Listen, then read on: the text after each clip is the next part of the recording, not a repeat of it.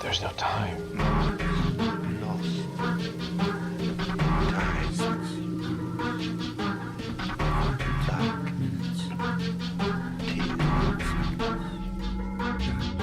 The time is 13 o'clock.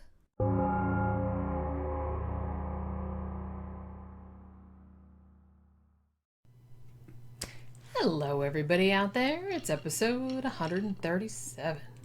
Yeah, we're going underground again. And to Russia again. Yeah, going to Russia. Gonna have to go see old Ivan the Terrible. Check out his library. If indeed he does have a If it library existed. there. Yeah, it's rumored to be underground underneath the Kremlin. Yeah. And it's always been a fascinating story about this, because supposedly there's a whole bunch of stuff in this missing library that would rewrite history. Yeah, we know. or at least be super cool stuff that we thought was Yeah. long lost. Yeah. But, we'll see how that goes. Well, the interesting thing was that I had actually had this on the list for a long time because I remember seeing, I think it was that documentary that was on History Channel or whatever. I think it was called Myth Hunters. And it's on YouTube and Daily Motion if you want to go check it out. So I had seen that a while back and I'm like, oh, that's a really interesting story because I love books. I love libraries. And that's like, and I love like creepy, like lost underground things.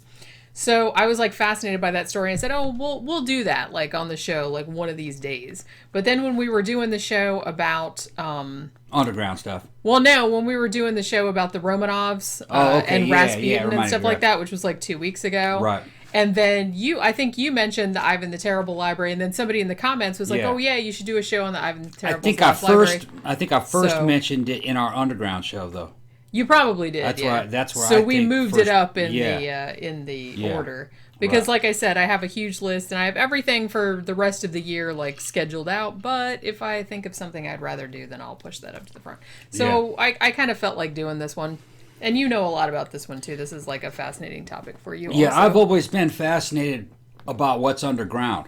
Yeah, same. Yeah, I saw a program, and the program showed an abandoned mine. I think it was a bauxite mine underneath the ground here in the United States. It might have been somewhere underneath Louisiana. I don't really remember exactly what it was.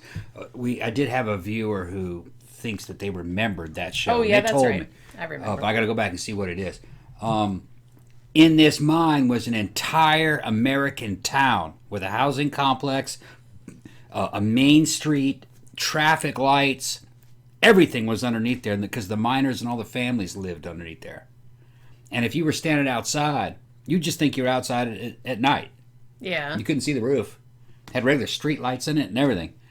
And then, they were doing a tour in there, and they went inside where the miners used to live, like in the apartments.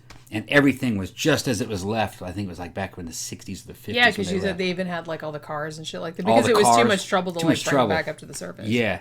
They had 30 years worth of cars. They had old cars from the 50s that were just abandoned in there. They just leave them in there. But you went into where the apartments were and all the beds were still made, the calendars, just spooky. Spooky. That shit just totally silent. I love that kind of stuff. I love that kind of stuff where stuff is Yeah. just left. It's just That's why I left. love all those like urban explorer channels and Yeah, stuff and like it's that. left because- like underneath the ground in Because I'm total like, darkness. what was the last day that people were here? What was that like? Yeah. Well, Why- imagine if somebody knocked you out Yeah. and then put you in that underground town and Mm-hmm. left you there and you woke up. You wouldn't even know where you were. No. And you're in a Although- whole town. I have to say, some people might be weirded out by that, but I saw like a show like a long time ago about like, crazy extreme houses or something like that. And there was a whole episode about people that like lived underground. They'd like made essentially houses out of like caves and shit like that were like underground. I would be like, I would totally do that. Yeah. I don't need to see the sun ever. Keep my Yeah. complexion nice and pale the way it is. I don't need to go out in the fucking sun. Who needs vitamin D? It's me. not just me because I know that there are thousands and thousands of miles of abandoned tunnels and mine shafts underneath the United Well, States. This program said that if you looked at a road map of the United States, there's that much again underneath. Underneath there. Yeah. Right. And we were talking about it. We did that show, and when we went to go see that movie Us, Yeah. it started with a quote saying that they got written that there were thousands and thousands of miles of tunnels Yeah. And abandoned tunnels. Which has to do with the story if you haven't seen it. Yeah. Honestly, I know it's like some people are like, I didn't like it, but it's like most of the time, like I fucking loved Us, and actually I want to go see it again. Yeah, well, when we saw that come up on the screen, I was elbowing and said, Jenny, man, he saw I know he did. He saw my show. He saw our show. Yeah.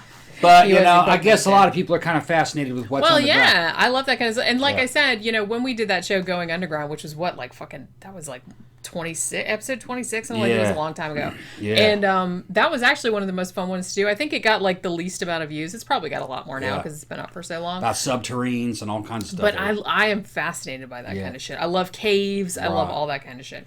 And so that's why the whole Ivan the Terrible library thing. That's why that came up. Well, because, I mean, it's not a crazy proposition. I mean, Moscow does have, provably, like a bunch of underground caverns and... Yeah, the Kremlin is totally subways undermined. And shit like that. There's all that kind of shit under there, and they don't really know what's down there exactly. Yeah, and because we're talking about going back to the 1400s, 1500s, it's been totally undermined. Just a warren of interconnecting and sometimes non-connecting tunnels. Yeah. And they're not just they're just not just in the earth. They actually have stones and brick. Yeah. To keep them from collapsing. It's all forgotten. Yeah. I feel like particularly, Europe, Asia, stuff like that, because they've been around so much longer than the United States. I mean, yeah, we have a bunch of like underground shit that was probably from, the Cold War era and stuff like that. But I mean, Europe, they just kept building shit on top of other shit. And there's just levels and levels and levels of just like shit under there. Just like fucking. Yeah. So we're going to get into why it's rumored that Ivan the Terrible has a library in there. We're going to get into that. But there's probably shout-outs that we have to do before we get into this. There is. Now, the first thing we wanted to shout out was our newest patron, who is named Amanda. Hey, that's my sister's name. So, hi there, and thank you very much for your support. I also wanted to do, I know we don't really do news stories anymore because we started doing that for a while and then it was a pain in the ass. Kind of forgot about it. Then I had to sing and shit. But you had to sing. Yeah. Is the news? This is the news. I don't want to sing the news. You don't want to sing? No, oh, okay. No. But, we did a show like several episodes ago about creepy disappearances, missing people, stuff like that. That was like the second volume of that show what we had done. And we actually talked about the case of Jamie Kloss on that show.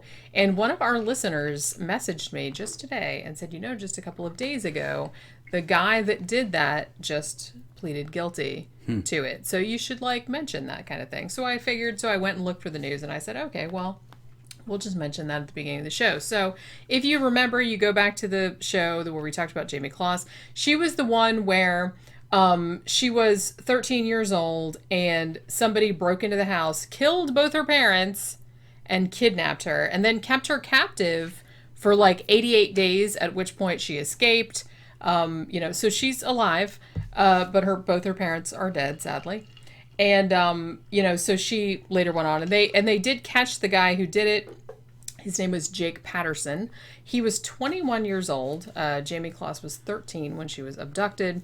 He didn't actually, the weird thing was that he didn't actually know her, but he had just like seen her around and for whatever reason just thought, I'm going to kidnap her.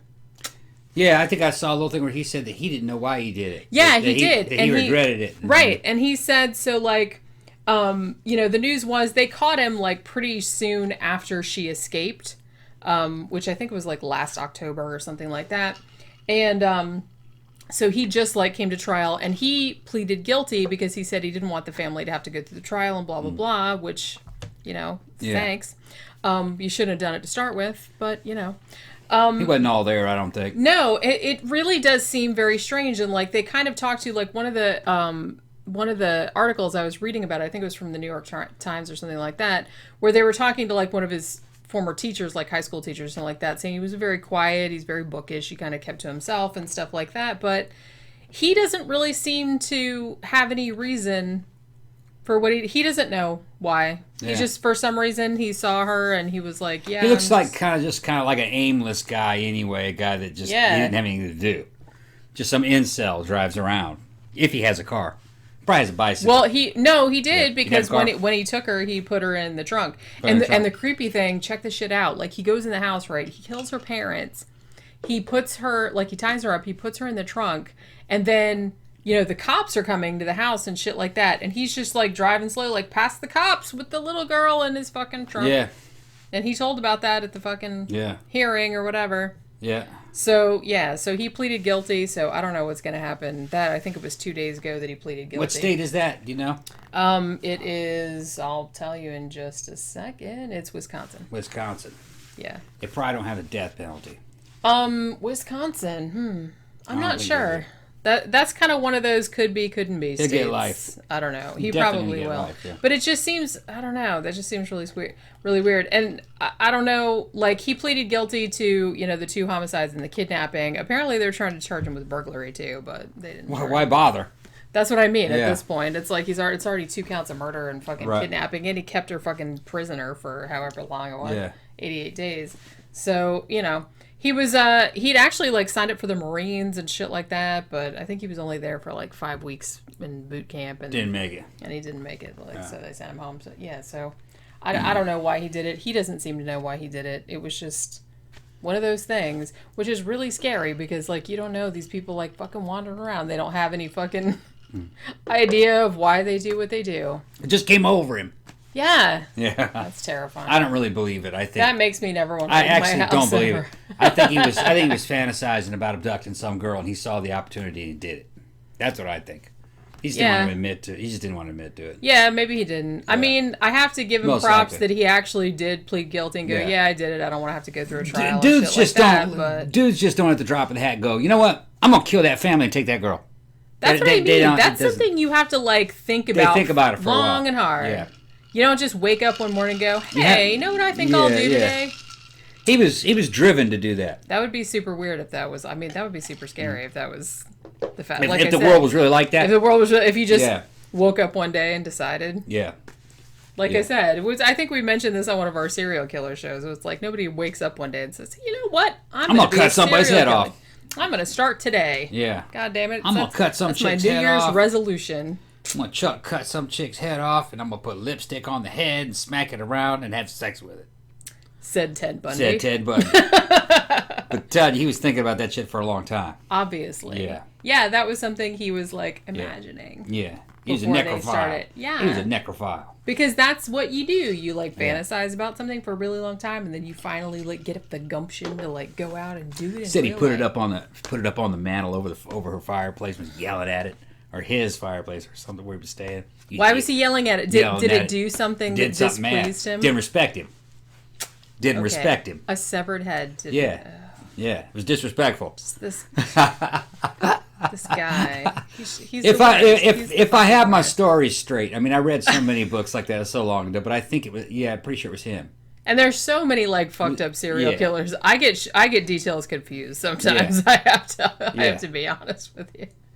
Yeah. But yeah, I like to keep reminding people. It's like Ted Bundy was not the hot serial killer. He was the serial killer that yelled at severed heads. He was only a little bit bigger. He was only a little bit better than Gary Ridgway. And Gary Ridgway, the Green River Killer, he'd go back to him after they were rotten. He was having sex with rotten girls. Ted did that too, but I think he drew the line at well, they're getting a little too rotten. They're getting a little too rotten. Do it now. And then Ridgway, but he would go back to him. And then Ridgway would go back to his wife. They asked Gary Ridgway, says, "Why'd you do that?" And he goes, "'Cause it was free." You remember his voice? "'Cause it was free." Do you know what? That's the same thing that he says. It was free. When we go to Waffle House and he gets a sausage biscuit and he puts grape jelly on it. And hot sauce. I said, why do you do that? And he said, because it's free. Yeah. That's Mississippi thinking. Mm-hmm. It's there. It's there, so I'm going to put it on the biscuit. It kind of makes it sweet and hot. It's Tabasco. I get it. Tabasco and grape jelly. I'm just now, for you British people, jelly is not... Our jelly is not your jelly. Yeah, that's Jello. Our jelly is the thing that you... Jam. That you do Jello shots with, that you mix with alcohol and then you eat them and then... Yeah, peanut butter and jelly is peanut butter and jam. It's not peanut butter and Jello like you guys think it is. That's not what it is. Jam is slightly different because it's... Jam has preserved. It's more like preserves. It has like munched up fruit in it. It doesn't have as much sugar. Right. Jelly is very sugary. Yeah. And it has pectin. Yeah, and it has it has no fruit in it. It's just like it's like jellified juice. Like Yeah, grape juice. that's It's a good clear. way You of can putting see it. it. And it's very sweet. Yeah, it's real like sweet. it's sweeter than jam. It's cheaper than jam. It's cheaper It to is, make. yeah. Well, like I said, because you don't have to put like real fruit in And for there. you, for you British people and everything, if you like jam, you probably jelly's a good substitute. It's okay. Jam. But what you jam? that's from Dan Bell. Dan Bell. Yeah. Okay. Well, he had like Susan Powder on there going saying jam over jams. jams over and over again. Yeah. And that's what it reminded me of. If you like jam, then you would love preserves. Preserves is the American version of jam, but it's taken to extreme. It's so just complicated. candied fruit. Yeah. And you put it on bread. And we're not even starting the whole thing with the biscuits, cookies issue. Because the shit that I bring, British people and European people, the shit spreads like wildfire. I brought Kukulkan to the UK. I got people on Tom Chitty's movies asking me, how to blend this. This is a huge hit in the UK. Well, it's a good drink. If I liked tequila, I would probably drink it more. I just don't like tequila all that much. For you people that don't know what I'm talking about, it's the standard mix, equal parts, is silver tequila, sometimes reposado or gold, but normally silver tequila, pineapple, and guava juice and nectar. Yeah, like equal parts. Yeah, pineapple juice and guava nectar, equal parts. All right, now you can up the ratio up if you want to make it stronger, but equal parts is a safe. Yeah, if you want to get fucked up starting point. faster, I mean, you can put as much tequila in it. And it's called Lord Kukulkan, and he reveals himself to each person and in in its that own way, way. Instead of saying that you're drunk, you can say you're running with Running with Kukulkan. We got a shirt and everything. It sounds like 100% more badass. Yeah, running with than just Kukulkan saying right now. that you're Yeah. shit-faced. It's like you're on the which that will happen Pro probably tip. by the end of this show. It will. I fear that it's happening already. Look, we got to get to the show. Well, I know. Well, listen, I'm getting Some people who don't know our show, they get pissed off. They said these people talk too much. This is a long form show. It's on a long format show. This is for people who are working, they're commuting, they're laying in bed going to sleep, they want to hear the bedtime stories, or they want something to pass the time. We're going to give you a real good show. Also, and tell you some shit that'll trip you out, and we'll make you laugh. Also, we do not know the meaning of second take. We No. pretty much just Let record that it shit roll. the way I was it like someone was commenting earlier today or yesterday that it's like I love you guys so much because you just do everything in like one long take, which we generally do. I think the most I have ever taken out of a show was maybe 2 or 3 minutes. I've seen like comment- if I forgot something and had to look it up or something. Seen like comments from these fucking teenagers in here. Man, I could find this out on Wikipedia in 10 minutes. Go get on fucking Wikipedia. Well, go Dudes do don't know it they're then. talking about some of the greatest shows of all times. Like what was his name? Art Bell. You know what I mean? He would take a pretty small subject and stretch that shit out for 3 hours. But I loved it. I loved it. Well, I could sit there and listen to That's the whole point, though. It's like, and now Listen that to we Art have Bell. Wikipedia, you can find out anything you want to know in on 2 Wikipedia. seconds. Right. I mean, the whole point is that you want to like hang out with somebody and talk. We're going about to talk shit. about it, and we're going to give commentary. Give commentary on it. Wikipedia So doesn't get have ready. commentary. Gird your loins Yeah, for the Kukulkan Right. inspired commentary about right. the Lost Library of Ivan the Terrible. Yeah, and Lost actually, Library of Ivan the depending on Terrible. how long this might go on, I also have like a little short list of like other lost libraries throughout history that we might mention or not. But mostly we'll talk about. Yeah, the and we're Ivan talking about Terrible. this lost library. The library itself is rumored to be badass. We're going to probably talk about the books that are supposed to be in here. But really what makes this an interesting topic is the Russian dudes that over the years tried to find this thing. Yeah. Some serious dudes have been looking for this thing Yeah. over the eons. Yeah. I'm going to say eons. It's Well, not eons. it's not. Decades. Decades. Because, like I said, this Yeah. is something that this isn't like it's not like I'm going to the Himalayas to look for the Yeti or nothing like that. It's a library. It did exist at one time. Yeah. They just don't know where exactly it went to. Yeah. You know what I mean? I have some ideas. We have opinions on where this thing is, but we'll Yeah. get to it. We'll get But it's what do we know? I don't know. Yeah. All right, so I'm just thinking there's a certain amount of probability involved with this. And you can kind of like go, well, what has happened in the past? How long does things make it out of paper last? What are the conditions for underground? We'll get to that in a minute. Yeah. So let's kind of go back to the origins of the library, because they did not start with Ivan the Terrible. They actually started right around the time of his grandfather's time, who was Ivan the Third, otherwise known as Ivan the Great. Yeah. Now, this was the middle of the 15th century. Yeah, and if you think Russians are badass today, back in the 1500s, god damn, these dudes, they were Dracula. They were all Dracula. It was a whole country of The whole country of fucking Dracula. Dracula country. Yeah, okay. You need to make that movie. Yeah, I'm gonna make that movie. We're gonna make that movie. I'm gonna write a screenplay called An Entire Country of Draculas. Yeah. Yeah. I would watch that shit. Back in the day. Yeah, so it's the 15th century, middle of the 15th century. Now, the Ottoman Empire has been, spreading to the west. So they're heading towards Constantinople. So, it's getting threatened by the Turks and everything like that. Everyone's like freaking out. It's like, yeah, it's survived like an earlier onslaught from Christian Crusaders back in the 1200s. And it kind of survived that. But, So at this stage, the Sultan, who was Mahomet II, he has 150,000 dudes like heading toward Constantinople. Now, the ruler of Constantinople at the time was Constantine XI. Now, he had an army, but it was significantly smaller than the Turkish army. So he was kind of shitting bricks, as they say. So what he says, he's like, okay, now his niece was a girl named Sophia. Now, I've seen it spelled a million different ways, but Paleologue, I've seen like various variations of it. She gets married off to Ivan III, who was Ivan the Terrible's grandfather. So they're trying to like establish, a bond between kind of the Eastern Orthodox Church and the Holy See in Rome. So they're trying to it's like a political alliance right there. Yeah, because they were under a lot of stress, and well, the attacks from the Turks back in those days, man, the Turks were fucking fierce. They were. I don't want to get involved in this shit, man. We got to stay focused on them. Well, I mean, if you have something to contribute, then you may contribute it. Badassery was 360 degrees back then. It's just they were all bad. 360 degrees badassery. All the way around. It was a time in which I should have lived. I should have lived back in those days, man. I would have loved it. No showers, though. But, I'd have worked something out. I don't know, man. No showers, man, no video games. The East was rough, man. It was...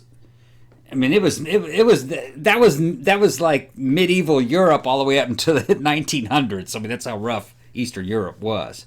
Yeah. But the whole thing about the Eastern Empire and fighting against the Turks, it was bad. They were capturing each other, raising each other's children, intermarrying other people. I don't want to get involved in it. I've been drinking. See, like I said, it's very funny because you're always like, you wish you'd lived back at that time. I'm very glad I did not live back at that time. It was Mad Max days, really. That's what I mean. It was very much like honestly, Mad Max. Well, I guess because, one, I like showers and the internet, Yeah. but also because I'm a girl, and I feel like if I had been born any time before the 19th century, I would have been burned as a witch. Life was short and brutal.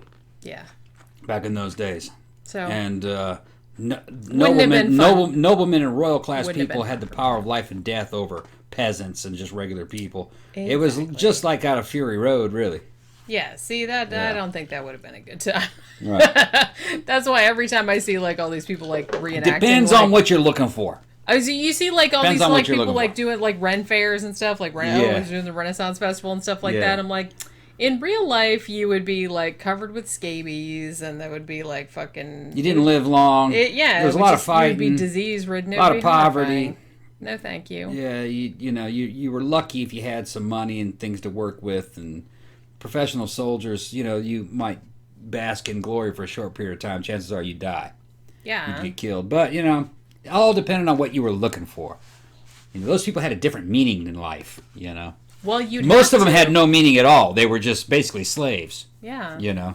But some of them did kind of have, I guess you could say noble lives if you want to judge them on, judge them as far as warrior virtue goes. There was some of those. But that's not what this tale's about. I got to get back to what we're talking about on this. See, you're the one that's doing this to me. You're leading me down these paths. Oh, okay. I'm going to blame it on Jenny. Well, blame it on Jenny, or I'm blaming it on KugelCon. What else is new? Yeah. Like I said, I'm a woman. We get blamed for everything. Yeah. All right. So now, Sophia, whatever her last name is, because Yeah. I've seen it spelled like 40 different ways, Yeah. she's kind of like the linchpin of this whole situation Right. because she goes from Constantinople to Moscow to marry Ivan III. Yeah. Now, with her stuff, like, it was either part of her dowry or part of what she was bringing with her. Now, the records state that it was 100 carts. And I've seen some sources say that each cart had or I don't know if each cart had or if it was like a total of 300 boxes of very rare books. Yeah. And these traveled overland all the way to Moscow, and she got there safely. Okay. Now, hold on. Before this goes any further. Okay. This is the library of Ivan the Terrible. Okay? Mm-hmm. But we have to remember we have to remember that this is not going to Ivan the Terrible. This is going to Ivan the Terrible's grandfather. Yeah, this was before he was born. So this is a long time before even Ivan the Terrible lived. Yeah.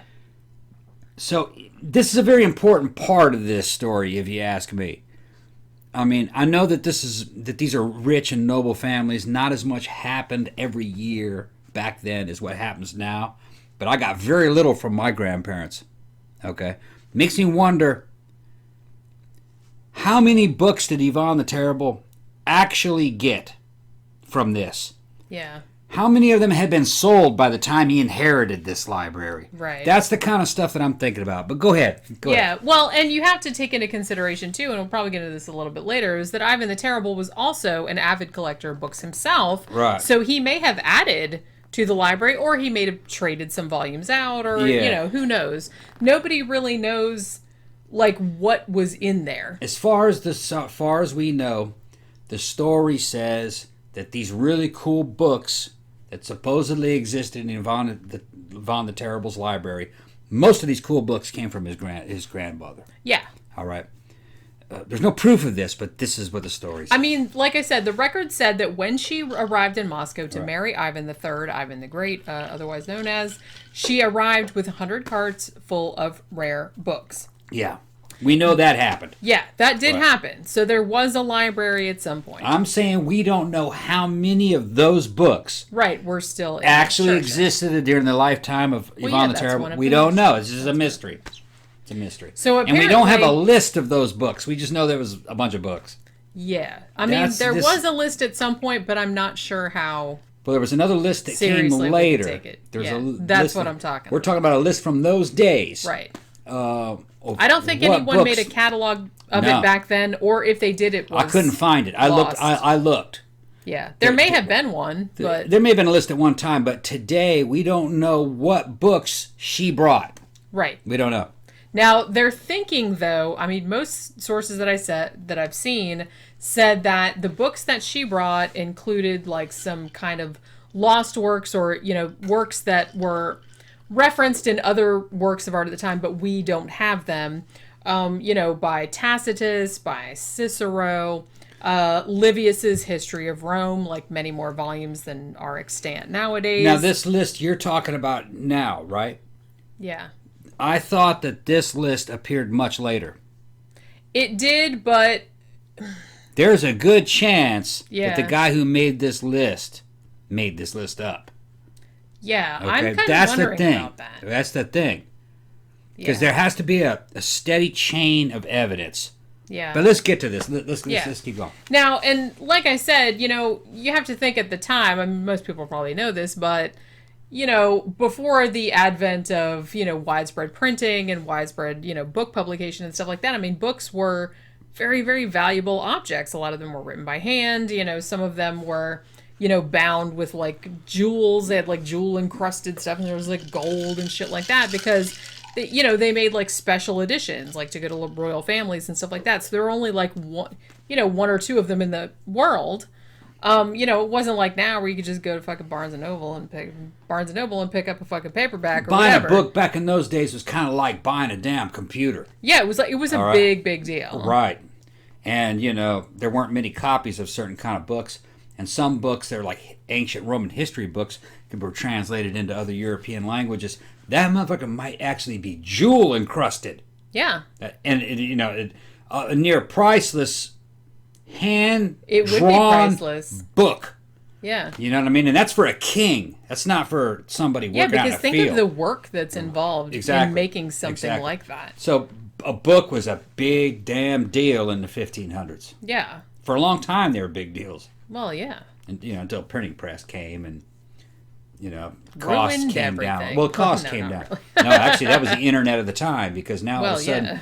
the information was freed up where any old pauper could pretty much afford a book. But the thing is, even now, if you wrote a book and you hand wrote that shit on some parchment paper and then you like, you know, you bound it in like some really rare leather and like you put jewels and shit on it, that would still be like really expensive. Yeah. So it's the same And what kind of was thing. great- It's just they didn't have another option back And these then. books, it wasn't just words. It was also pictures and weird stuff inside the borders and lots of artwork in them. Yeah, illuminated manuscripts. Yeah. Which I love. I fucking love looking Each at those. page was a work of art. It was like opening up a classic painting or something like that. They weren't, you know, these were serious, you know.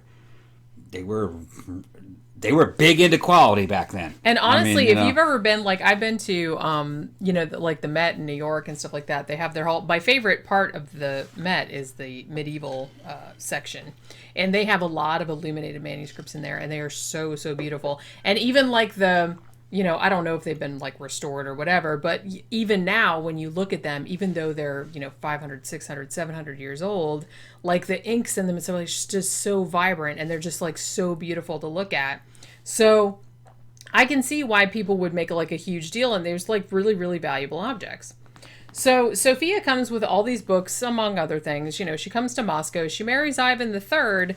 Now, they were kind of hoping, like I said, that their union would like kind of cause, you know, the two, like the Holy See in Rome and like the Eastern Orthodox Church, it would like kind of bring them together, and they would like help fight the Turks and stuff like that. Well, that didn't work out quite the way they wanted to. Just so ask Dracula. It's just ask the whole country of Dracula. The whole country of Dracula. And all the Draculas in the country of Dracula. Yeah. They knew. So, you know, even though they married, like the two churches were like, nah, bro, we don't want any part of that. So, you know, then the armies didn't get together either. And then, you know, inevitably, Constantinople ended up falling to the Ottoman Empire. Yeah. So Constantinople gets all fucked up. It's like fucking cannons and troops, and it's just like surrounded. The navy like overwhelmed the whole fucking, like I said, their army was like 10 times larger. Yeah, that city now is known as Istanbul. Yeah, and it was taken over Right. as Istanbul. The churches were converted to mosques and whatnot. So there was a whole, you know, massacre, pillaging, everything like that. Now, what Ivan III did at the time. Now, the Kremlin was there during his time, but it was made of wood. Now, when Sophia came there with the library, among her other things, she's like, okay, well, you guys have fires like all the time. Yeah, Which this they is did. something, this is very important. Yeah, which they did. So she's like, well, we need to, you know, make this better so that all our shit doesn't burn down. So what she suggested and what Ivan III ended up doing was building the Kremlin pretty much as you see it nowadays. So they did it all out in stone and brick. A lot of the brickwork that you see at the Kremlin nowadays is original from Ivan III's time. Also started building some underground vaults to house the library. And like I said, this is where the whole thing comes from. So unfortunately, they also, in the vaults and everything like that, they also said, well, while you're down there, why don't you build some like prisons and like cells and torture chambers and stuff like that? Like you do. Like you do, because we probably need this. Well, while you're digging it You might have out, to fuck somebody up. You don't know, in case man. we'll put the books over here, we'll put all the prisoners over Yeah. here. You know, we'll put the torture chamber over there, because that's how they rolled in the 15th Well, century. only rich people could afford to build underground, and underground's very secure, so you put a lot of your secret stuff there. Back in those days, that was high-tech secret shit. Yeah. But there's problems with that. But well, you know, flooding is always a problem. with building Yeah, I underground. mean, I guess the thing is, it's like, if they're just gonna build an underground vault. I mean, like I said, the Kremlin, when, you know, Sophia came there, it was made of wood. Yeah. And shit that's made of wood burns down. And they had fires like all the time. It wasn't just from like attacks and stuff. It was just like normal shit. Like, oh, I kicked over a lamp. Oh, I burned everything. I burned down the whole town. Whoops, my bad. Yeah, no real professional fire departments, and also the building codes. Buildings were right up on top of one another. They didn't have building codes back then. Yeah, if one caught fire, they'd all burn down. Pretty much. And I mean, look at fucking 1666. Look at the Great Fire of London. Destroyed like half the fucking city. And it's just like... And you deal with people that, they were dumb back then. They didn't think things out a lot, Sanitation wasn't thought It was of. Short-term thinking, I think. Very short. Yeah, well, shit, man. They didn't really think in the long term. Some of those medieval cities, I mean, they would just build a new level on top of the street because there was so much shit and horse shit that instead of cleaning this shit out, that's too much work. Let's just build another road on top of it. That's just like, they're weird, you know what I mean? That's not that's normal just like, thinking. it's like, oh my god, my floor is so dirty and I don't even feel like I'm just going to build another floor over. Yeah. Yeah. I'm just going to like build like a little bridge and I'm just going to put I've thought about doing that before, I must admit. Not in this house. I know, I'm just teasing. Yeah. I'm going to build a whole other house on top of my house because I don't feel like I'm military, man. Spick and span. Yeah. I'll run the vacuum cleaner up in here. I'm not gonna fight about the vacuum. I'm the one that runs the vacuum cleaner in this house. Well, I'm the one that does all the laundry and does all the other shit. That's true. So, That's true. Yeah, you write all the books. And I write all the books. You write all the books. I do the laundry. You do all the video I do work. the dishes. I do the videos. I do all that. I cook and clean. You cook and clean. I cook and clean. And fix cars. Except I have to clean the bathroom because you don't ever do that. Yeah. Well, hey, we got to divide it up sometimes, you know what I mean? Yeah. We're fighting about washing the shower and the fucking bathroom. Go ahead. That's why people like this show. Because you're seeing this real time. Relationship discord. Oh, God. I'm just kidding. He mopped the floors just like less than an hour ago, or like right before we started. Right before we started recording the show. I like a spick and span kitchen. Yeah. I'm professional. I do not like. I don't mind like a house being cluttered, but I do not like a dirty kitchen. I don't even like it cluttered. And I do not like a dirty bathroom. Pick up shoes and move all kinds of stuff. You know how women are. What? I'm talking. Yeah. Women throwing shoes down, putting shoes. I don't throw shoes. My shoes are right over there, right now. Yeah, they shouldn't be there. They shouldn't be there. I'm allowing that. You're allowed. It's I'm my allowing office. That. It's in your office. Okay, good. Okay, Mr. Leaving your sweatpants on the floor by the side of the bed. That's where they belong, though. That's my space. That's my spot for them. And all your dirty coffee mugs. Yeah, that's something you do during the after you wake up. Mm-hmm. All the coffee mugs. Yeah. And the next day, I find the same one. That's yeah. No. I know. No. That's all right. I don't know. Okay. So other than, the Kremlin burning down because it was made of wood, somebody also said, hey, that the Vatican would probably love to get their grubby little hands on this library that you have because it is super awesome. And so maybe we should build this vault too, just to like hide the shit from them so they don't like come in here and be like, hey, we heard you had all these rad books and can we have a look at those? And then they would take them. So there was that whole thing too. Now, at the time, like I said, as far as I know, historically, these vaults did exist. They were built by an Italian architect whose name was Rodolfo or Aristotle di Fioravanti, I guess is how you say it. So he's the one that constructed these vaults, like to put these books in and to put other things and shit like that. I didn't know about that one. Yeah. Okay. So supposedly they were closing off like waterways and shit like that because the river kind of went all around and shit like that. So they had to kind of close it off so it wouldn't flood, and then kind of keep the walls lined with bricks so water wouldn't seep in there and stuff like that. Now, even though that is evidently part of the historical record, they don't really know how extensive, the underneath of the Kremlin is. You know what I mean? But they do know. As it is now, there's a lot. Yeah, well, and it was more like as the years went on. Because like I said, this was several hundred years ago. Right. So there's been a lot more dug under there, like in the meantime. So, meanwhile, years go on. Ivan III dies. Now, the succession actually goes to his grandson, Ivan IV, otherwise known as Ivan the Terrible. Yeah. Now, this is where it gets interesting. Now, he's called Ivan the Terrible, and he was terrible. I'm just saying that when they called him the Terrible, actually terrible meant more like awesome in the sense of like awe-inspiring, I guess. You know what I mean?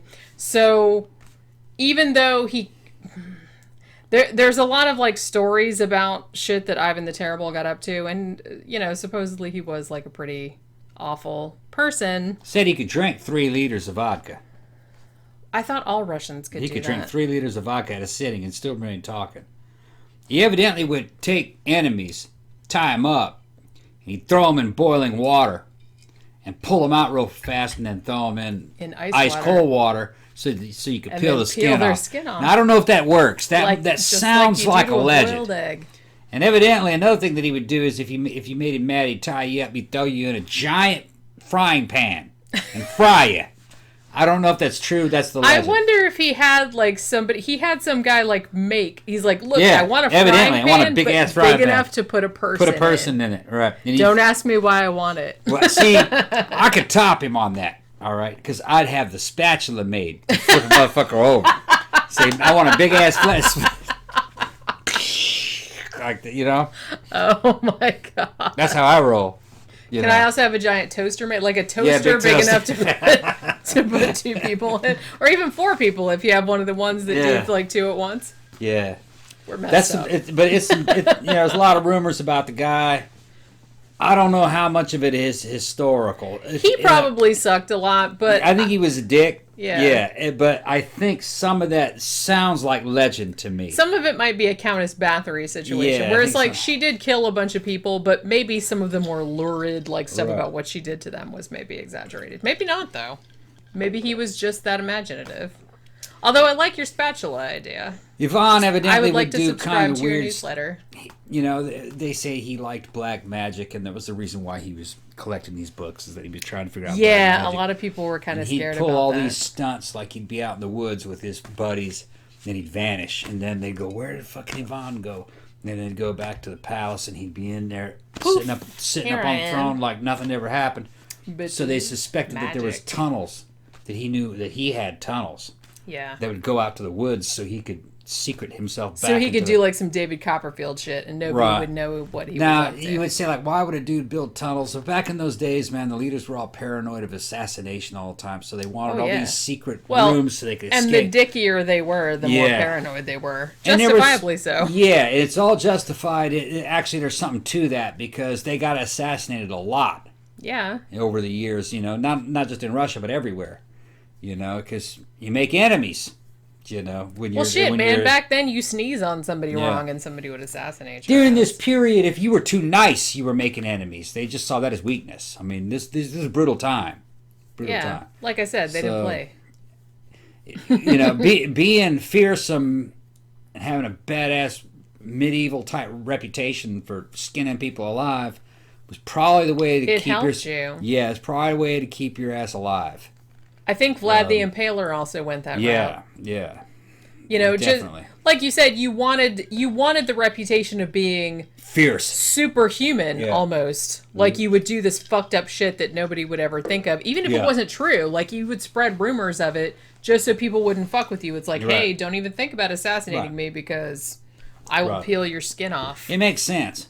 Yeah. It makes sense. So like I said, it's, whether they really... It doesn't make sense to your average cushed American, you know what I mean? But it makes sense if you understand. Whether they really did it or not was immaterial. You just had to have that legend. You're basically dealing with a world that's very much like the old movie Dune or the book Dune. They're like that. Yeah. Yeah. So Ivan the Terrible, like I said, all these legends about him skinning people alive, throwing kitties and doggies out of the windows. I don't remember that one. He was throwing the cats and the dogs out. So they say.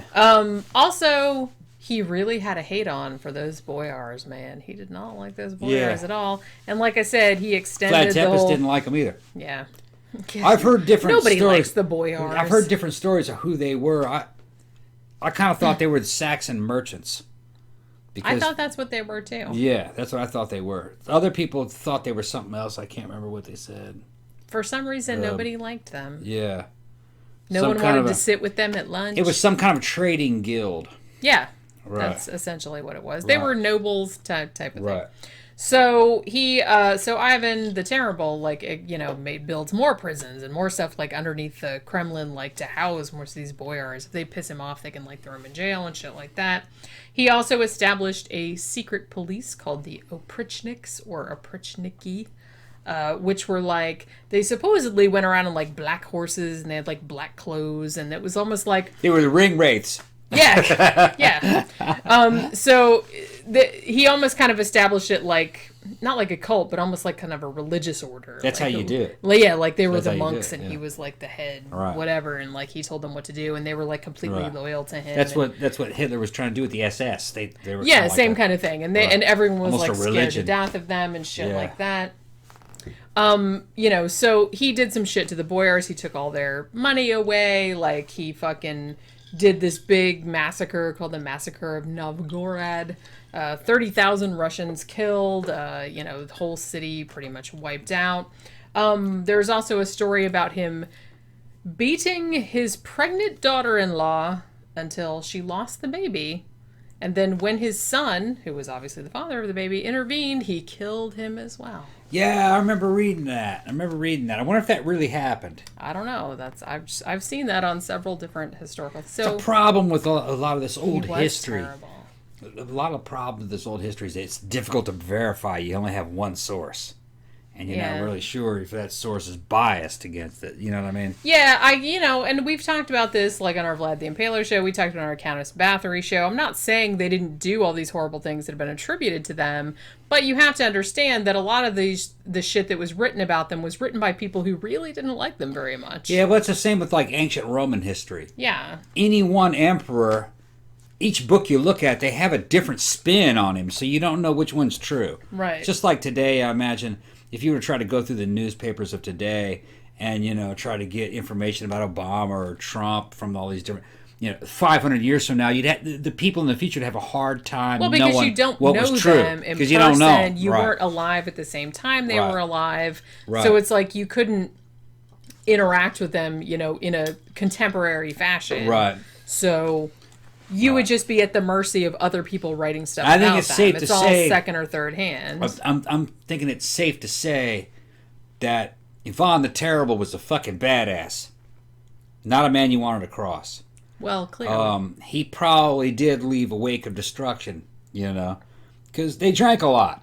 Yeah. And when you have the power of life and death over people, you're going to get out of hand. You're going to get out of hand. That's a I good would way get of out of putting it. hand. Oh, I know. I'd you get would. you know me. I'd get out of hand. You would be completely out of hand. Yeah, I'd get out of hand. I real would quick. just be over here going, I don't know I'd get out of him. hand real quick. I don't know him. Yeah. That's So how that would go. these fuckers got out of hand. Well, and Ivan the Terrible also was the first one to claim the title of Tsar Yeah. of all the Russias. All of Yeah, them, God damn right. it. Which comes from Caesar, obviously. Caesar, yeah. So Caesar. you're trying to Means essentially, king. yeah, Means like king. establish kind of a godlike rule over your people so you can crush them under your thumb or whatever it is that you want to do. Like Baron Vladimir Harkonnen from fucking Like Dune. you said, he's making another Dune reference, There yeah. you go. Well, Yeah. if the shoe That's fits. what Frank Hubert was talking about. Yeah, yeah, yeah. Yeah. So, Ivan the Terrible, now, he was supposedly, how he died was, he was supposedly poisoned over kind of a long period of time, and then he ultimately died, like, evidently the poison that whoever it was giving him was causing him to, like, bloat out. Like, he Yeah. got, like, super bloated, and I love this one source that I was looking at. It said he emitted ghastly odors. I'm like, did he just smell bad, or was it like farting? Yeah. What was the issue? I don't know what the issue was. I bet you it wasn't poison. He had some kind of disease. They just He didn't know what it probably was. did have Yeah. some kind of horrible disease. Yeah. But they do, he died during a chess game, famously, with his friend, whatever, Boris Godunov, who was also suspected of, like, kind of furthering his death by saying, hey, have some more poison. You know what and then he might dropped you it. know what might give you ghastly odors?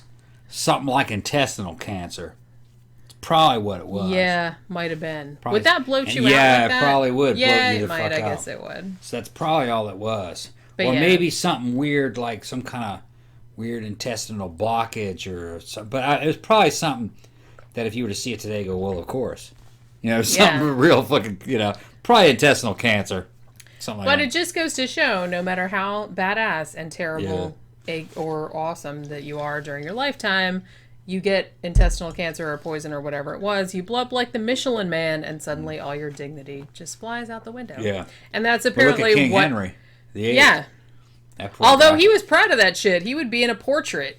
Just with his big old fat What was so self. funny about King Henry is that it said when he was young, he was a real good-looking, like, strapping guy. Well, most people were good. And then he when they just... were young. Well, he blew up, though, and he was still pretty young when he blew up. He got big. But then, like, they said his legs split open and all kinds That of... sounds like gout. Yeah, something was wrong with him. Although I have to say, this is so funny. And when I was a kid, I probably believed this too. Because you know that very famous, the portrait of Henry VIII, and they always put like a big like turkey leg or big chicken leg in his hand. That's fake. That's Yeah, They didn't not pay true. him doing that. Turkeys that was are just American. like I don't think well, he that had was it, like yeah. something that somebody added later. So like, Yeah. look how funny he's eating in the portrait because he's so fat. Yeah. But that's not a real portrait. I thought it was when I was little, and then I learned correctly later on. But yeah, so He was a poon hound, though. Big old fat guy running around Weren't they all? chasing tail.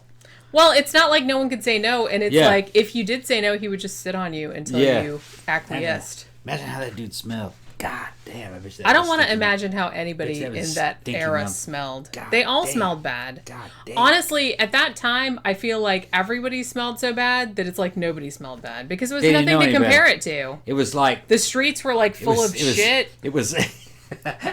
It was They didn't like, know anything about It cleanliness. was like fucking chemical warfare. It was. stink versus stink. Everyone was just... We were just talking about this earlier today when we were like out for a walk, and you were talking about some of the like ruins of like ancient Roman cities and stuff that they found. You're like, dude, when they found like the ruins of like just normal people's houses and Yeah. stuff, they had like the kitchen next kitchen's to there's right like there. the toilet right there. And I said, well, I said, okay, that's disgusting, but it's like I can understand how the Romans might have thought that because they thought it was all part of the digestive process. just eat shit. I ate it right here, and then You I just shit it right there. there. It's convenient. It's you don't more- have to like about It's very efficient to have. our the kitchen or our bathroom are very separate. You have the shit. You have the shitter right next to the fucking frying pan. So you could just eat and then you just eat sit it- down. Yeah, and- yeah. That's all part of the same thing. And then you just get rid of it. Even the odors are all part of the same fucking process. That's the way they were thinking. It had to be. I'll have my bacon Had to omelet be. with some poop smell, please. In a regular common apartment, why the hell would you put the shitter right next to the fucking stove? Well, you would have to go back in time and ask the Romans that question Fucking because crazy, man. who the fuck does that nowadays? I mean, you know, they weren't big apartments, but you could at least put it on the other side of the room. Yeah, put it over there. Right. Now, it didn't have. I don't think they had plumbing. I think it was a place where there was like a porta potty type thing, like a chamber pot. Yeah. And I don't think. I think in the a viewer might know. I can't imagine. I think in the apartment they were talking about didn't really have running water for flush I for can't flush imagine. toilets, but it was just yeah. He's like, here, I'm going to cook whatever it is the ancient Romans ate. I'm just going to cook this right here. And then, I got to pinch a loaf. Yeah. Take 2 steps over there. And then, handy. For all you people that thought the Romans were classy, to see all that white marble statues and all those beautiful Shit's statues. so classy. Those bitches were painted. They were painted. They weren't fucking. They think they were actually were painted. They Yeah, weren't just white marble there's like that. fucking paint residue on them. So, on some of them, evidently. But there's like all that fucking classic marble, classy looking shit. No, those bitches were painted. It looked like a damn Persian whorehouse. That's what that. I shit know that looked probably like. looked all Vegas and Yeah, everything. yeah. They painted that shit. They painted the pubic hair on them and shit. Fucking, it looked fucking stupid. I bet you it did. They probably drew All of dicks ancient on them, Egypt was too. painted. It looked tacky as fuck. Tacky motherfucker. All right, so like I said, Ivan the Terrible bloated out, dropped dead during a chess game, purportedly of poison. No one's exactly sure. And then the location of his famed library kind of vanished into the mists of time. Yeah. Vanished into the mist. Like I said, did you like how I did that? Yeah. Special effects. I and know, shit. it was very evocative. Yes. I can do special effects That's too. Remember special that? effects on this show. Special Yeah. effects. Special Remember when I was effects. doing special effects? Yeah, you make my camera go up Yeah, already. Because we yeah. have autofocus. Special So every effects. time like he starts like flailing around and Yeah. it starts going out of focus. So I'm sorry about Supposedly he had a library, and at his death they don't know where it went. There's a bunch of legends that he had special people come in to fucking bury it and hide this thing into the tunnels underneath the dam. Yeah. I think it was underneath the tower. The Arsenal Tower. The Arsenal Tower. Well, that's where they they really suspected think it. But, that it probably is. I mean, they've been looking under there, but it's, you know. As wily as that dude was, though, I think he'd probably try to put it in a place that wasn't really, where you wouldn't suspect. But I really kind of question this whole underground library thing. But the thing about it is that, yes, the library existed. Yes, they think that a vault was constructed underneath the Kremlin to house the books to keep them from getting burned up or, taken by the Vatican or whatever. But in the ensuing years, we don't know what happened to them. It's like, were they still there? Like when Peter the Great came in, did he sell them off? Did he move them to someplace else? Did Ivan the Terrible sell them off? I'm thinking Peter the Great would not have sold them off, because if he sold them off, they'd be in circulation. And based on the list that somebody gave us, these books are so exotic, they would have moved to the top of the fucking desirable list. Yeah. Because they're like Greek plays that we don't have. It's like other editions of certain Roman history books that people have been looking for. It's basically kind of like it's like a bunch of holy grails. The list that we are given from a guy who says he saw the list. Von Dabilov. Yeah, he said he saw the list. Talk about him in a minute. He didn't have the list, but he said he saw it. And the books that he wrote down, I think he gave like 8, 9, 10 of them. They're so good, they're almost unbelievable. Yeah. Well, he said that it was like, Livius's History of Rome, which nowadays they only know of 35 volumes. He said, okay, well, there was 142 volumes of that. There was De Republica by Cicero, which is referred to in other works, but we don't have an extant version of it. It was that kind of stuff, like some unknown poetry by Virgil, all this other kind of stuff that if you were making a list of everything, that if you're a historian, I want to have it. He said it's there. It's on there. I think there was some stuff from Tacitus. Yeah. I think there was some stuff from Suetonius. Suetonius. I think there was I think he claimed an early edition of Josephus. Yeah. Which would have meant that it wouldn't have had the Catholic Church edits that we have in our version of Josephus. Edits, quote unquote. The edits that were put in there to support a historical Jesus. Yeah. Evidently, that was that. Evidently, the old Josephus wouldn't have had that. Yeah. That's what. So that would have blown the historical Jesus out of the water. Yeah. Well, and you can see why the Catholic Church would want to get it right. So there was a bunch of cool shit. Does it exist? We don't know, but yeah, it probably did at some stage. Yeah. Is it time for a break? It probably is. All right, and then we'll do the break, and then we'll get into the guys who have looked for this. Yeah, we want to specifically talk about the most famous guy that looked for this. I mean, he spent most of his professional career looking for this. Yeah, and there was real dudes looking for this. Yeah. The guy was a real archaeologist, and he really Russian guy. Yeah, Stelletsky. Yeah, and he was doing this in the fucking heart of the fucking Stalin period, where you can get your damn head cut off or sent to damn Siberia. He had some giant brass balls, I have to say. Big balls. He's looking for this thing underneath the Kremlin. Yep. And because, of course, in the Soviet Empire, it'd be like, oh, look, we have real history. You guys have fake history. We have real history. So, yeah, they were looking for it. Yep. They believed it was there. People are still looking for it to this day. Right. Well, Maybe we'll get they'll into find that. it one of these We'll days. get into that. Well, we will get into that after the break. We got to take a break right now. He probably got to refill his Kukulkan and get his shit together.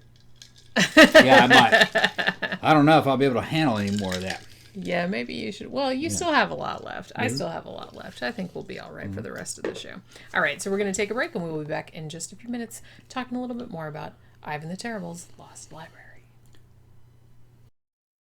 The Faceless Villain, a collection of the eeriest unsolved murders of the 20th century, Volume 2, includes cases spanning the years from 1960 through 1979, featuring such infamous crimes as the triple homicide at Lake Bodom, the family massacre known as the Good Heart Murders, the serial killings of the Zodiac, Bible John, Jack the Stripper, and the Freeway Phantom, the slaughter of dozens of women and girls along the Highway of Tears and the Texas killing fields, and the mysterious death of suspected spy, the Isdal woman, along with dozens of other fascinating and horrifying accounts. Buy it now from Amazon in print, Kindle, or audiobook format.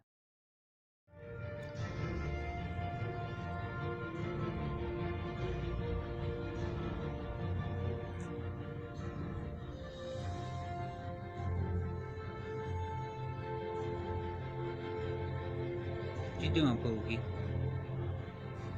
Way.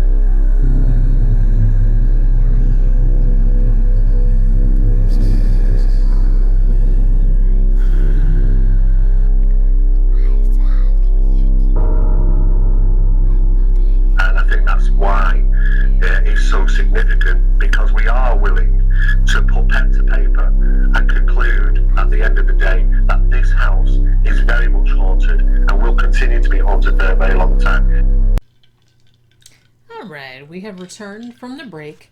We didn't get any more liquor, but we did put some more ice in our drinks. Yeah. Because we're trying to keep it together, folks. This is a complicated subject. It is kind of. And now we're getting to the part where we're getting into basically the Russian Indiana Jones.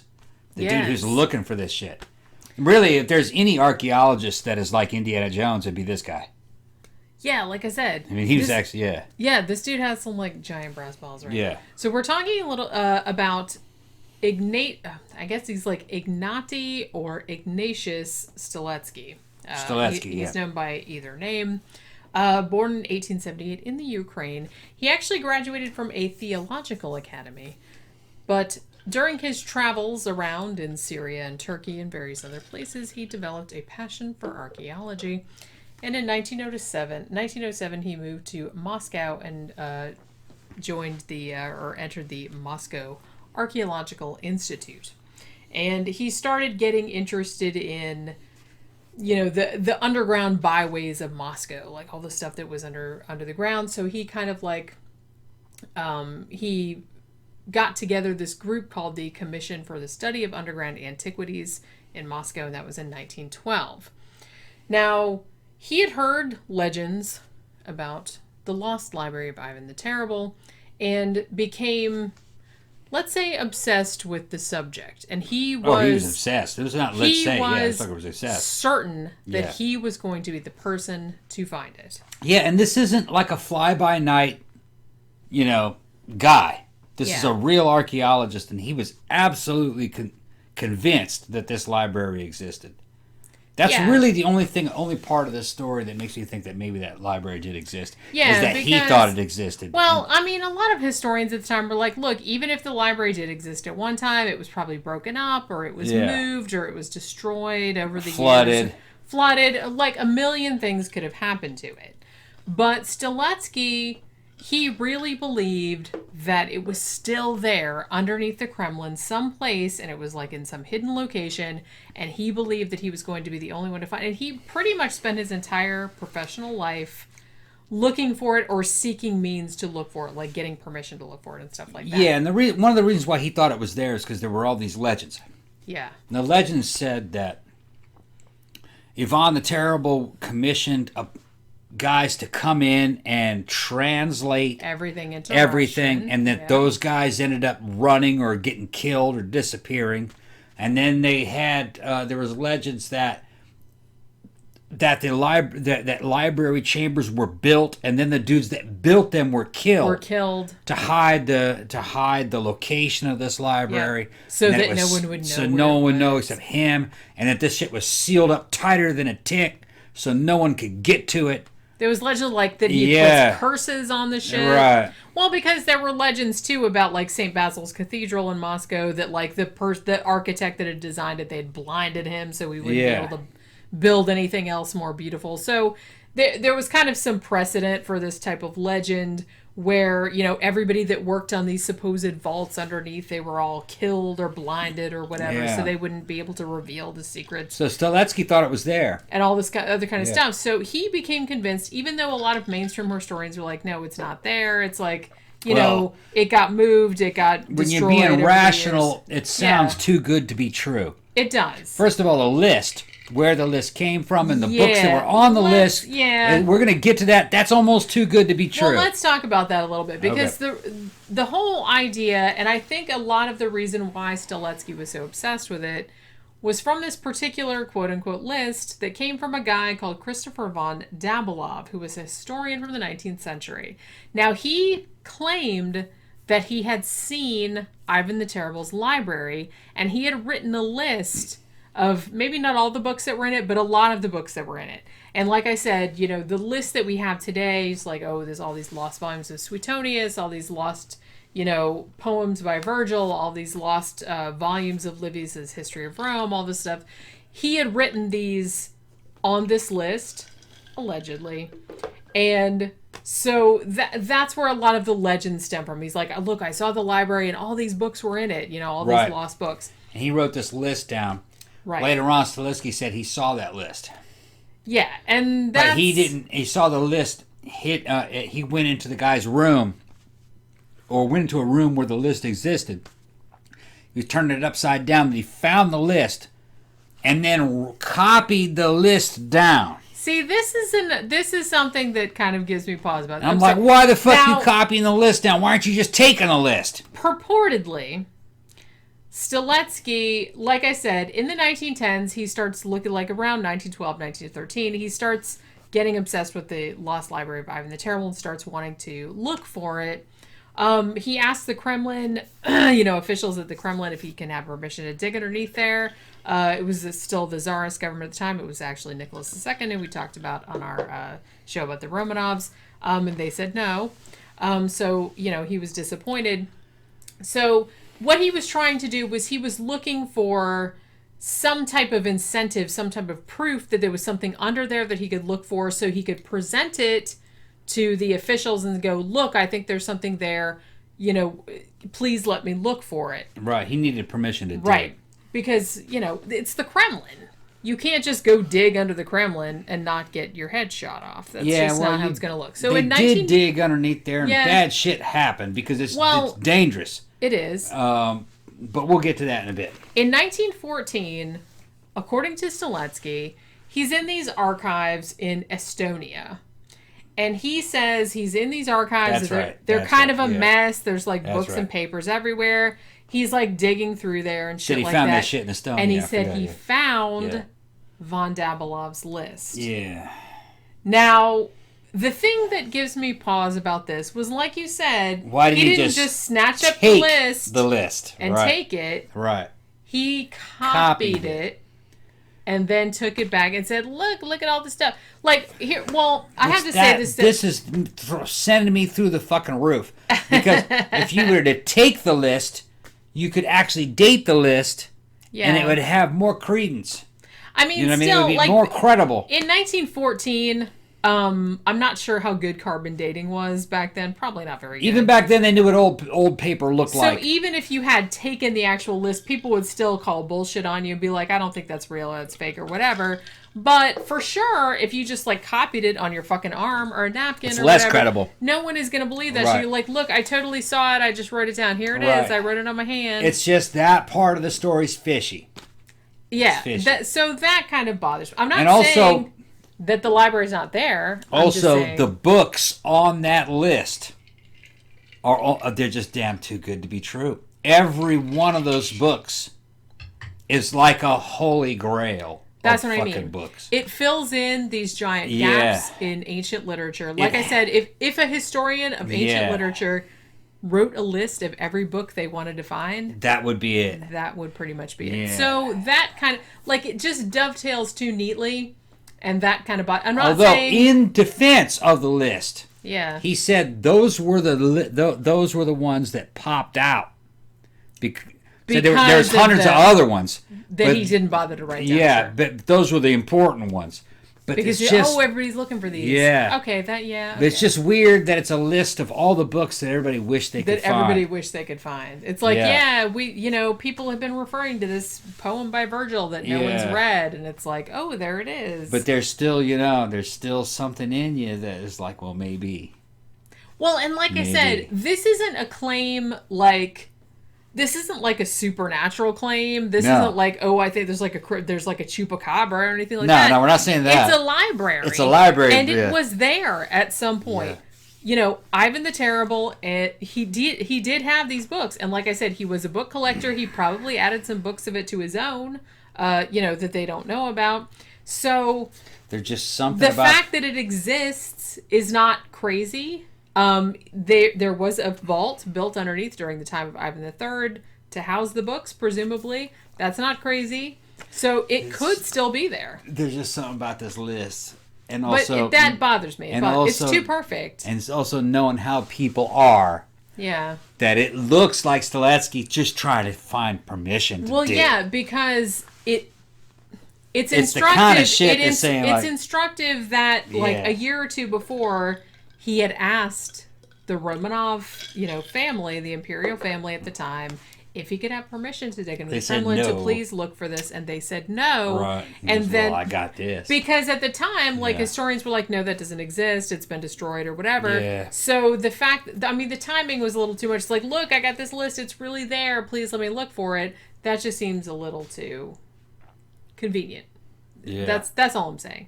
I'm not saying that it's not there. I'm just saying that it seemed a little too convenient. And like I said, he became so convinced that it was there, and it was like his life's work, really, his life's mission. And you can overlook a lot of stuff. Yeah. You get like kind of tunnel vision when you're like, this is my life's work. If I find this, it's like the guy that found Troy, you know what I mean? It's going to be this big deal, and everybody's going to know. But then again, name. you see that list, and you go, well, you know what?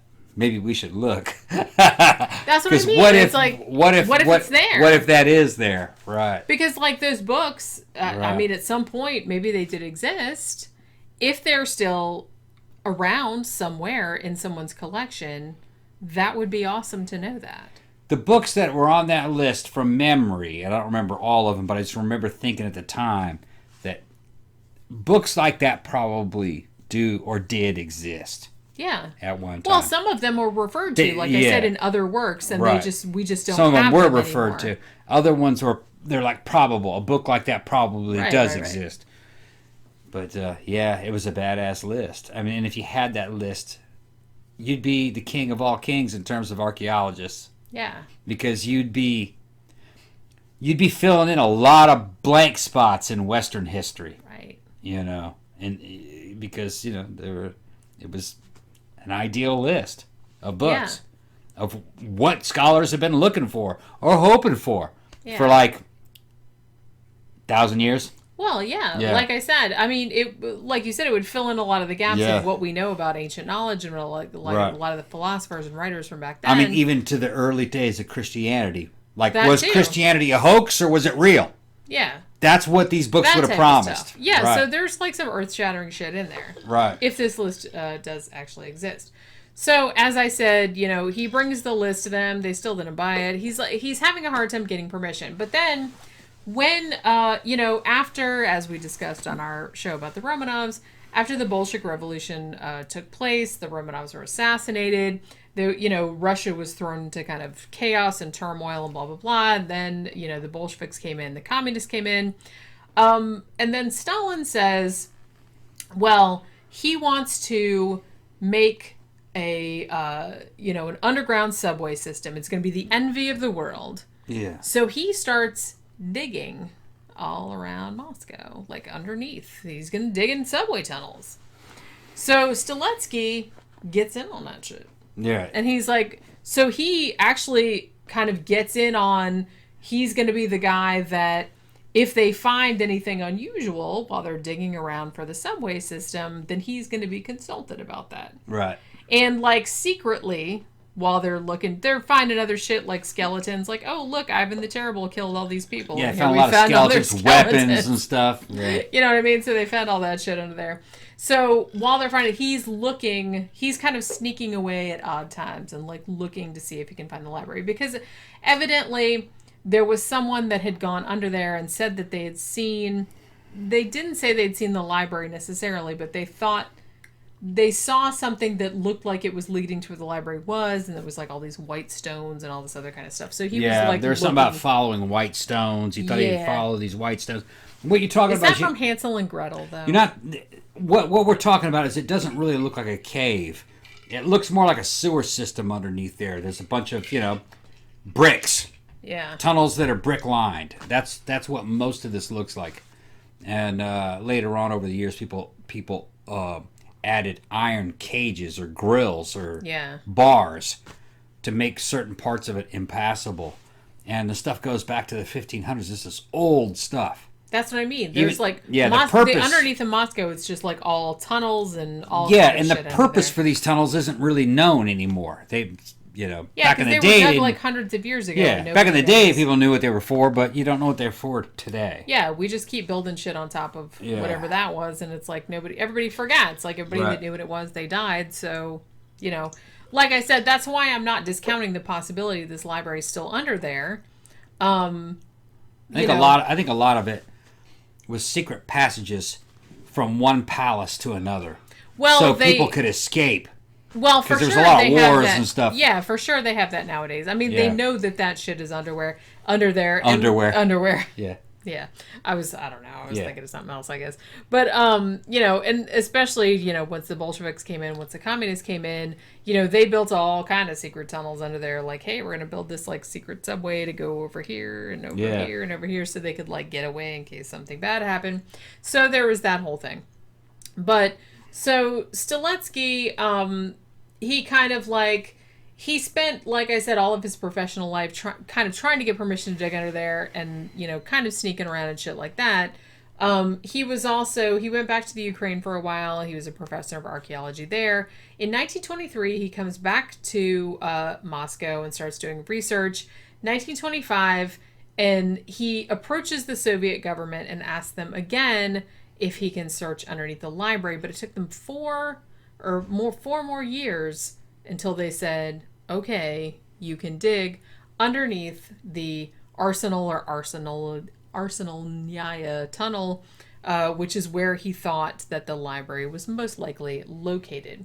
So, even though they gave him permission in 1929, it took a further 4 years before he was able to start excavations. They start digging out under there, but they only went on for about a year before there was like an assassination in Moscow and they were discontinued. Yeah, and he's doing this during a time where you'd easily be killed just for, he really looking sideways. Yeah, he really had to keep his head down because... Yeah. And he was using ruses to get permission. He was telling head of Stalin's security, he says, look, I think there's these tunnels underneath here, and in order to keep Stalin safe...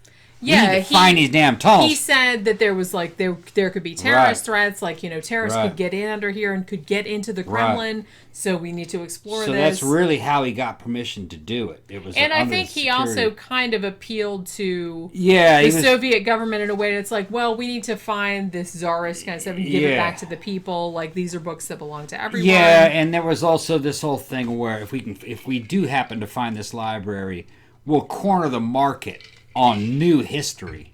We'll say that, from Soviet might and ingenuity, we have pulled lost histories from the jaws of time. Yeah. That's how the commies work. Well, and also he was kind of he was thinking also that he maybe would open a museum or like, tourists would come see it or something like that. It would be like a cause of, like a, thing of revenue for the government. So he kind of approached her from that. He wasn't a dummy. Like he approached her from that angle too, because he really, really, really wanted permission to dig under there and look for it. Right.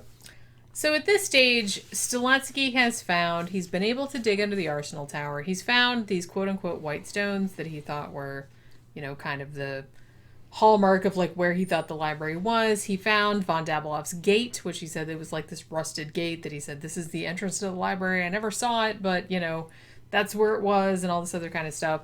He never did find the library. He was starting to get sick around this time, and then World War II broke out, and he always meant to go back and keep looking for the library, but sadly, he never had a chance to, and he died without finding it. Yeah. Now, he died in 1949, actually. So, as the years... He died kind of a broken man. He did. And he was kind of repeating Well, can things you over in imagine? different languages. And his wife thought that he'd lost his mind, and he was still obsessing over that damn library. Looking for something your whole entire life, Yeah. and then whether he was close to finding it or not, we don't really know. But he thought he was, for sure. Like, he found those white stones, he found that gate, and he was just... And he found the list, supposedly... And he's like, look, I must be only days away from finding it, only days away. And then he keeps getting denied. I can't dig under there. I can't do it. Then he gets sick, and then the war breaks out. And then he never gets to go back down there. He got to a certain point where he was digging, and he thought he was almost there, and they hit a well, which started to flood the tunnels. Yeah. And he had to go and repair the damn floods. And he nearly lost his head for that, because they'll ship you into Siberia for collapsing the streets. Because the guy that let him do it was the head of security. Yep. And that dude flipped his fucking lid when he found out... That was a big fuck up. When they found out that they hit that well. It was a huge collapse. Yeah. All the way to street level. Yeah, because the street started to collapse in. Or was in danger of collapsing in, it depending on what you're reading.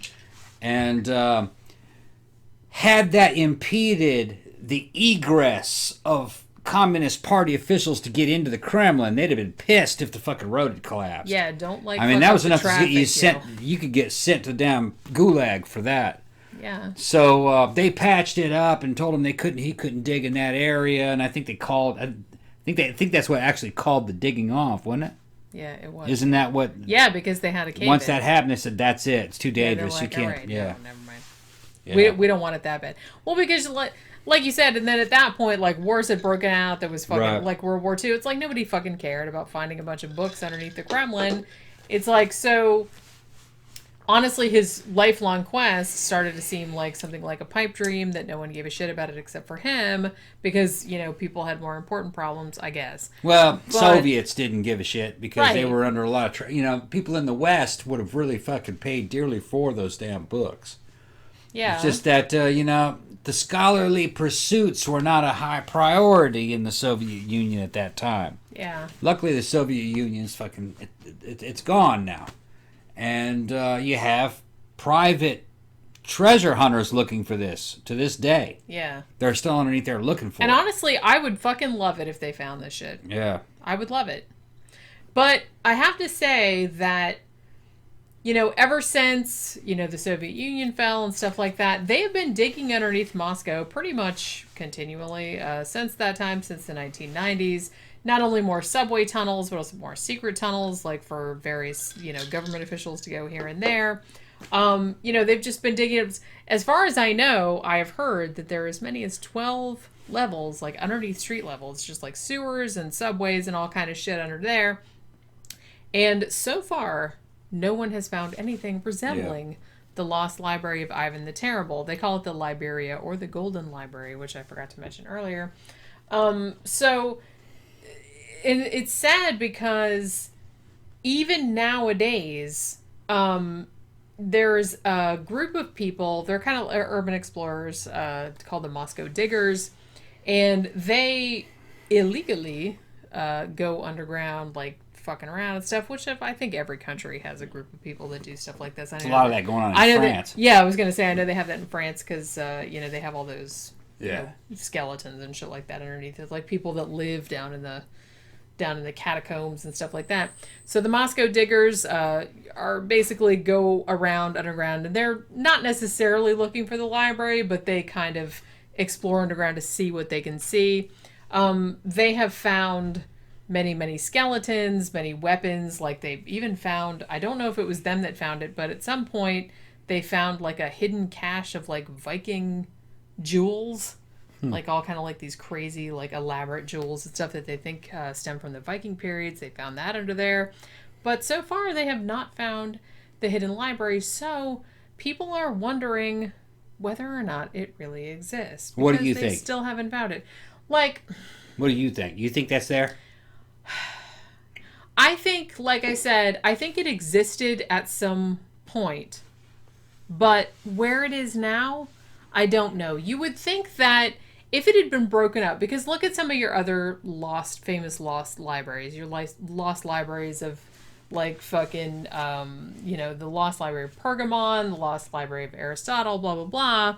It's like various books that were in those collections turned up later in other locations. You know what I mean? They were recovered from destruction and then they were sold off and like other people found them later on.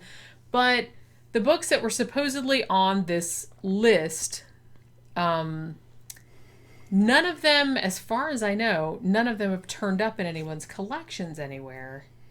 So Yeah. I have to wonder, like I said, these books did exist at some point. I don't think that there was a catalog of them produced at the time that Sophia brought them to Moscow in the days of Ivan III in the 15th century. So we don't know entirely what the entire catalog was. What books were in there, we don't know. So it's like, if we did know, maybe if one turned up in someone else's collection, hey, I found this, that got sold from some fucking nobleman or whatever back in the day, then you would know that that was at least where that one had gone.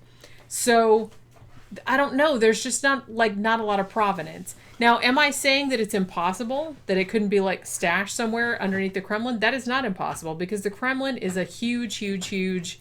How many million square miles did I say? Oh, I don't know, but it's square big. feet or whatever. It's like a huge, huge area. Hey, So- stop it! That cat's tearing shit up. She's, yeah. That's ridiculous. Get her on Hey, the TV. hey, what are you doing? Come put here. her on the show. Put her on the show. Okay, go ahead. But yeah, so, it's a large area to explore. There's a lot of levels underneath there. So I'm not saying it's impossible that library doesn't still exist somewhere, but it's been a really long time. A lot of shit could have burned, it could have flooded. Yeah. So many things could have happened to it in the ensuing time period. Is it still intact as a library? I'm kind of doubting it. Yeah. I'm not saying that the volumes themselves don't exist somewhere else in some random, like, scattered collections, but... Hey, stop it! What are you doing? Why are you tearing the house up? Okay. Well, I don't know. What do you think? Okay. I think the list was a hoax. I kind of feel I think like that, he used the list. Stelletsky used the list to get get permission. Yeah, because he was desperate. He's dangling damn cheese. Look, I found out of it. Look, yeah. So I don't think there was a list. I don't blame him we for do doing know that, we though. do know that Ivan the Terrible's grandmother did have a bunch of books. She did, yeah. Chances are, by the time Ivan inherited them, I think most of those books are probably sold off. Because that's 2 generations, y'all. Right. And, people need money sometimes, and they did a lot of trading and bartering and selling. A lot of wars had happened during that time. Fires had happened. So I think a lot of them were traded off or burned up. That's what I mean. They call it... It's funny because they call it Ivan the Terrible's library. But it was actually Ivan the Terrible's grandma's library is what they're talking about. It was hers and Ivan the Third's. She was the one that said, hey, build a vault to put him in and stuff like that. But like I said, that was 2 generations. Yeah. Ivan the Terrible was her grandson. Right. That was 2 generations. Now- a lot can happen in that time period. And all these stories about Ivan the Terrible making these vaults for these libraries is all second, third-hand legend. yeah. Well, he didn't make the vaults. He didn't make... We didn't talk about His he grandfather did. No. I'm saying all these stories about Ivan the Terrible, right? Yeah. There were some of the legends that said that he had commissioned these vaults to hide this stuff. Right.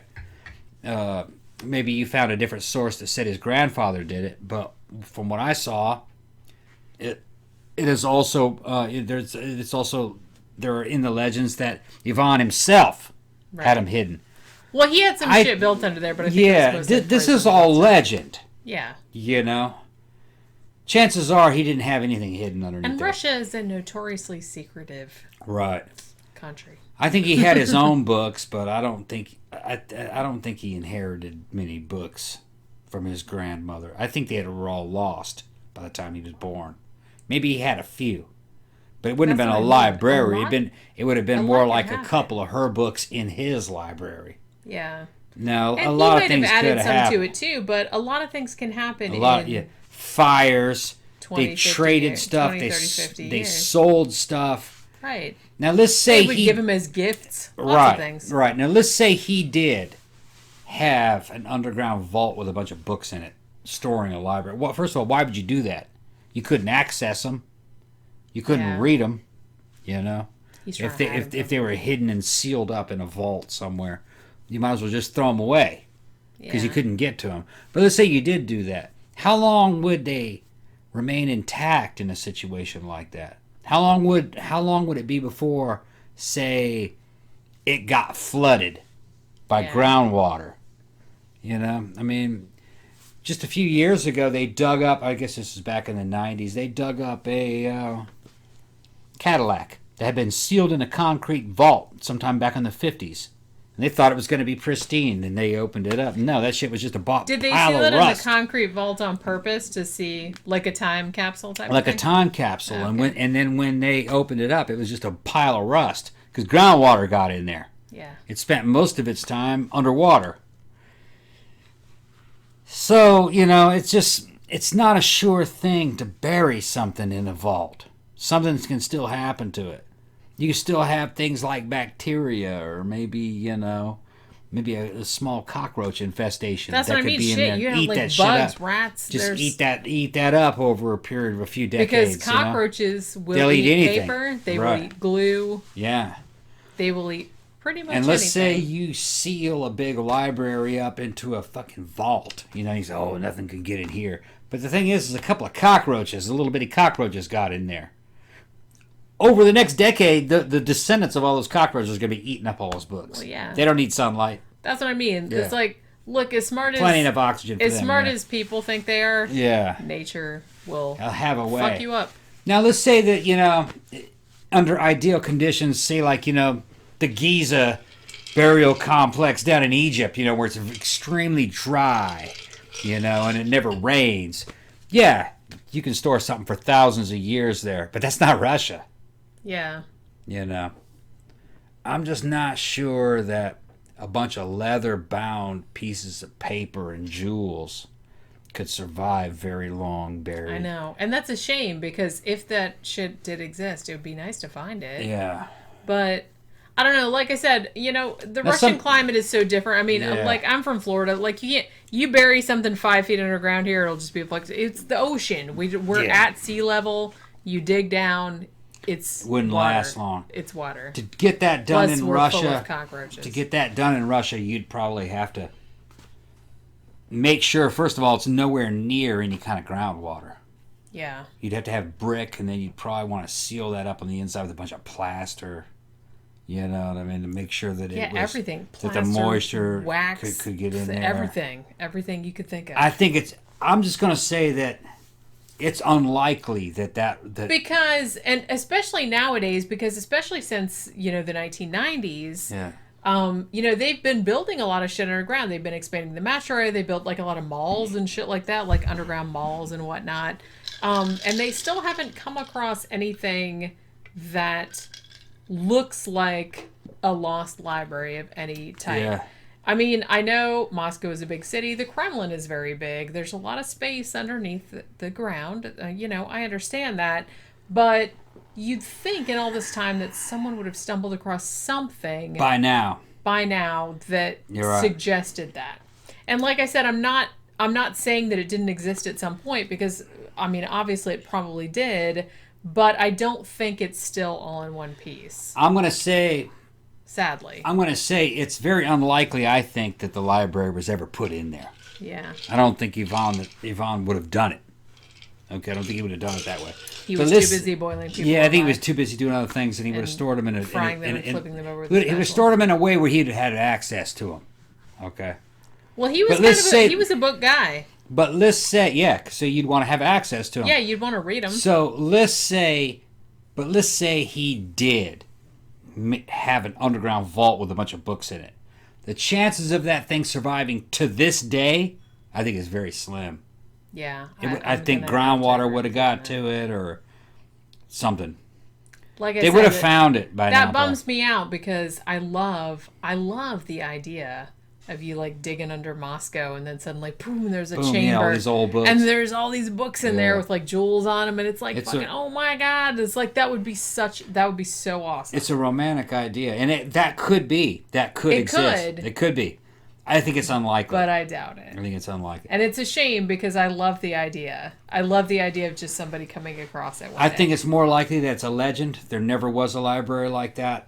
The books that they're talking about were sold off piecemeal here and there over the years, and some of them were destroyed and lost, destroyed in fires and lost. Well, yeah, a because bunch of wars. I mean, a lot of libraries. I mean, and I found lists and lists and lists of them.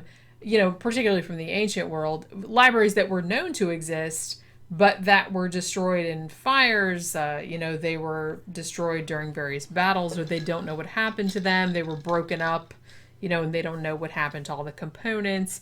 So I feel like that's probably what happened here. I feel like probably before the modern era, before Stelletsky even started looking for it, I think they were surely, gone. you know, the library had perhaps been broken up into pieces and is maybe sitting in somebody's collection somewhere and they don't even fucking know about It's a it. very good chance that most of the books from Ivan the Terrible's grandmother, that most of those books never fell into Ivan the Terrible's possession. They were gone by the time he was old enough like to I take said, 'cause possession that of was them. a long time. Probably that, you know, I would probably think that that's what happened to most of them. Yeah. Sold off, probably, to Yeah. fund things. The building of palaces and wars, or to make walls, that kind of shit, you know. They were collectibles and they were tradables. They were worth a lot of money. Yeah. And like I So, said, yeah. it's a shame because, you know, we might never know what happened to those books if they ever did exist, and that sucks. I think what happens to most books that are kind of like of this description, you know, the jewel-encrusted book, I think what eventually happens to them is that the books themselves become kind of passé and out of style. You know what I mean? Because they're 100 years old. And then whoever has them pulls all the jewels out of them and pawns those off to buy something useful. And then later on, over the next 100 years, they see this book that's just kind of, you know what I mean, torn up because the jewels are missing Yeah. on it. And they're like, oh, this trashy old thing, then throw it away. Seriously. Probably what happens to a lot of them. This is hard for me because it's Yeah. like, if ever I was in possession of some, like, let's say, hypothetically, just some, like, medieval, like, illuminated manuscript that had, like, jewels and shit on it. And then let's say I was, like, homeless and starving in the street. Would I be able to, like, tear that apart and sell it? I would hesitate. Well, I don't like doing that, man. it comes I a don't time like where doing that. certain things that are old are just junk. I know. They're not priceless yet. They're not that old. You know what I mean? Oh, that old shit. That's 50 years old. Fuck that thing. You know what I mean? It's something like that, you know? That old Printing book, presses out that now. Old That book old with book. the fucking Yeah, that emeralds old all book over where it. you Who almost gives a take- shit? I got Yeah, tons of those. Take those emeralds out. I'm going to Big give those to my deal. wife. We'll put those on a pendant and fucking throw that shit Yeah, I'll make away. a necklace out of that. I got a better Just- copy of that crap. I'll just wipe Yeah. my ass with the pages. Yeah, I need some toilet paper. Well, you're dealing with rich people True. of those days. They don't value anything. So they would have gone like, I have a better copy of this. You know what I mean? That's probably what they would have said. You know? That bothers me so much.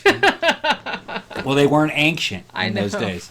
Well, and even because it bothers me as like a person that grew up as a poor person and like was Yeah. always like saving stuff because it's like you never knew when you were gonna have money to buy a new one.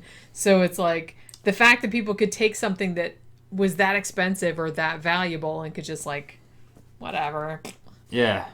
That just Well, you're dealing with people that were like noble or royal, I know. you know, back in those days. can't imagine that when that mindset. stuff wasn't all that old. Yeah. They just would have sourced it, you know, like well, take all those jewels out of there and bake that into a pendant and sell that off. The book, I got a better copy of that. Do you know what somebody the book that I reference it a lot on this show, that Strange Stories Amazing Facts, where they were talking about I think they were talking about the Hope Diamond, which is something that we should actually do a show on that because I'm fascinated by that kind of shit. But the fact that they found this diamond that was like huge and it was like bigger than any diamond that it was ever found, and immediately like the first person that owns it takes it to a jeweler and it's like, man, cut a bunch of carats off of that shit. Yeah, I'm gonna make a whole bunch like of make diamonds it out into of like a shape Yeah. and like we're gonna make this other. And it's like, Yeah. why did you do that? Why? But it's Because like they didn't value it the same way you do. no, they didn't. It's like this huge expensive thing that they found, but they're just like, yeah, cut a bunch of shit off it, whatever. I can afford it. That fucking kills me. But yeah. All right. So I was gonna go into some other lost libraries, but I think we got plenty. That's plenty of material. We've gone on long enough. I think about the. We've been talking about 2 hours about the lost library of Ivan the Terrible. So I guess we will wrap up episode 137. Hopefully you guys have enjoyed it. We enjoyed doing it, actually, as drunk as we are. So if you like the show, remember, like, share, subscribe on all your social media. If you'd like to financially support the show, you can do that, and it would be much appreciated. You can go to our Patreon page, patreon.com/13o'clockpodcast, or you can go to our blog, 13o'clockpodcast.wordpress.com, and there's a little button in the sidebar where there's a PayPal account, and you can give us a one-time donation if you'd like to do that. Remember our last movie review? Check it out if you haven't already. It was The Burbs, the 1989 Joe Dante horror comedy.